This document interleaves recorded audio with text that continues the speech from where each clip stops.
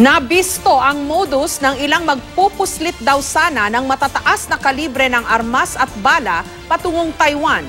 Ang mga suspect may ginamit daw para madaya ang X-ray machine sa airport. May report si June Veneracion.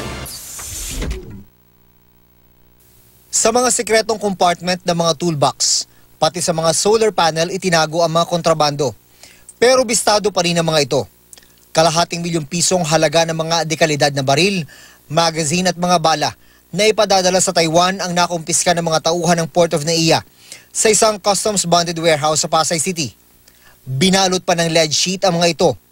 Ang lead ay nakaka-apekto raw sa scanning capability ng X-ray machine. But if we will rely solely on scan, baka makalusot po kasi medyo hindi po malinaw yung magiging image. But syempre, ayun, katulad nga po, may duda po dun sa timbang ng mga items. Base sa mga transaction document, may pangalan na kung sino ang dalawang shipper dito sa Pilipinas at sino ang dalawang consignee sa Taiwan. Pero gaya ng mga dating kaso ng smuggling, malamang peke ang mga ginamit na pangalan. Kung tutuusin, maliit lang naman ang nabistong arms trafficking. Pero hinala ng Port of Naiya, baka bahagi lang ito ng mas malaking plano. Ito siguro dahil ko konti lang, baka parang start lang nila, testing on how to do things baka on a bigger scale later on. Kapag natapos na ang forfeiture proceedings, sa PNP ito turn over ng customs ang mga kumpiskadong armas.